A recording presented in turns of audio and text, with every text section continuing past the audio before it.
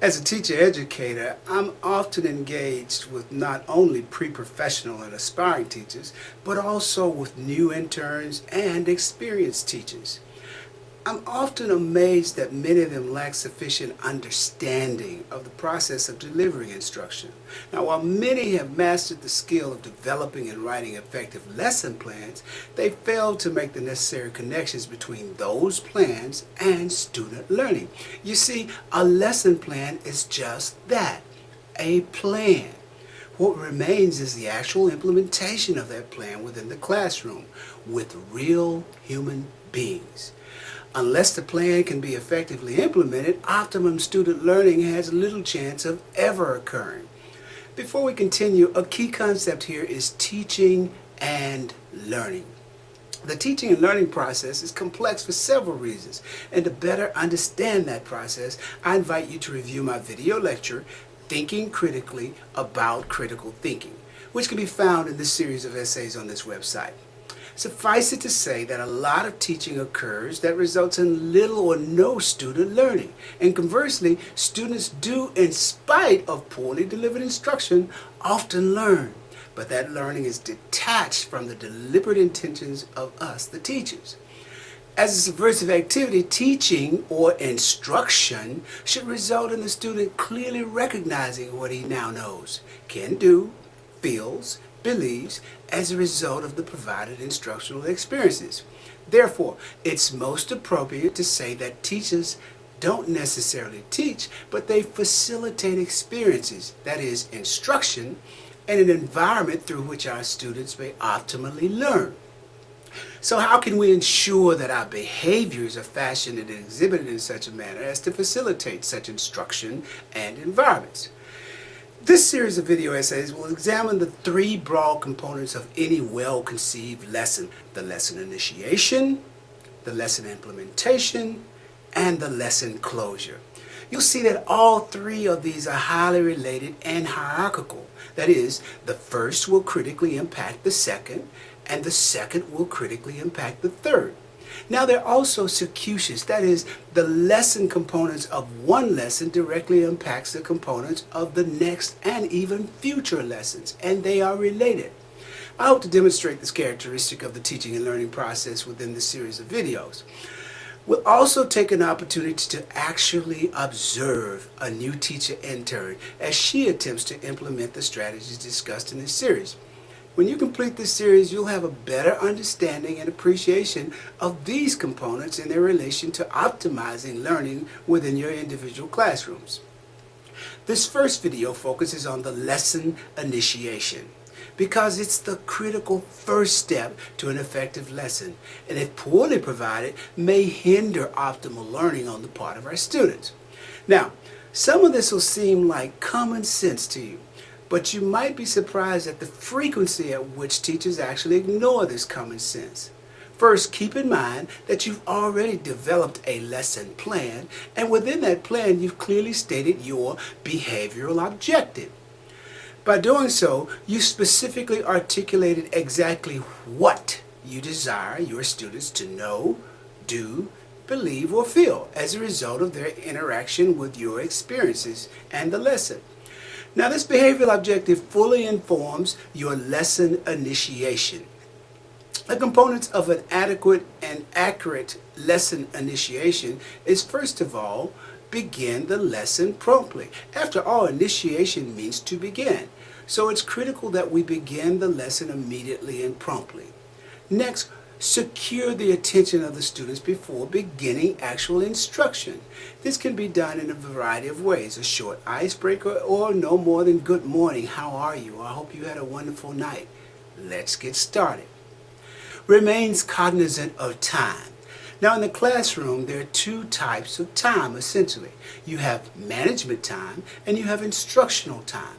Management time is no more than the time that you use for mundane details, and these are not necessarily mundane to the extent that they're worthless, but they're procedural: calling the roll, assigning students seats, ensuring that students are seated in the appropriate places, and things of that matter. Management of the classroom, announcements. Now, on the other hand, instructional time.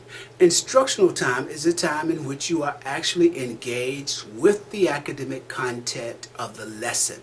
It is the meat of the time of the lesson. Academic focus has to do with the time in which students are actually focused on the academic content of your class or your lesson.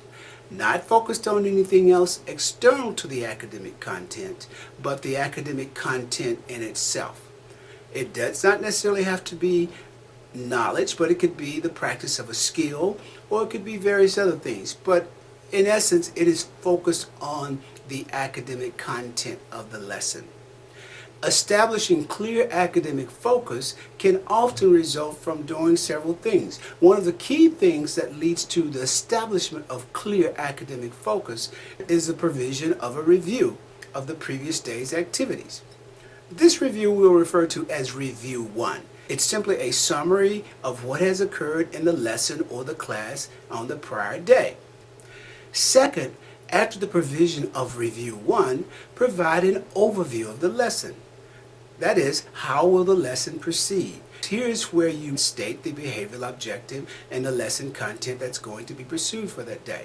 But essentially, you're giving the students a snapshot of what your intentions are, which is your behavioral objective, and how the lesson will proceed for their entire day. Now, let's see how our intern approached this lesson component. Yesterday, you guys did a smashing job yesterday. I was very impressed, very proud. Kentucky Home, your dynamic levels were very nice. You finally started to get back watching me, watching what I'm doing. Stop burying your eyeballs into that paper. It's not going to jump out and smack you if you don't look at it, okay? So look at me. Star Spangled Banner, your phrasing was very good. And for those of you who didn't know it, you went right to it. We picked up those books. You sang through it, you listened, you did a great job. We're going to run through both of these again without piano today. We're going to do our circle again.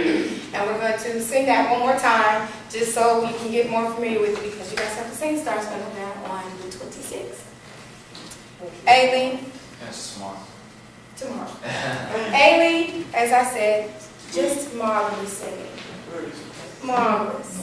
You guys are doing very well. You're progressing very well. We're going to go back at it today. I'm going to work on Aileen with a little bit more time than we did yesterday. Yesterday we were a little rushed and we didn't get a chance to come back together. But we're going to come back together today. So me and you're going to go again into the practice room and I'm going to keep the women out here. Okay? Now, we need to work on it. Once again, confidence. You all, as I said before, you all have a wonderfully pure sound. You don't have to break legs to get that sound out. It's just there for you all.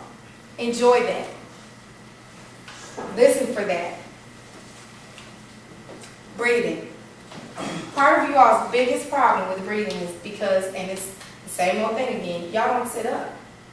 As soon as y'all get relaxed, as soon as you feel like, oh, we're taking a break and she's working with another part, instead of remaining in that position, you all go into slumping in your seats and laying back, putting your arms up.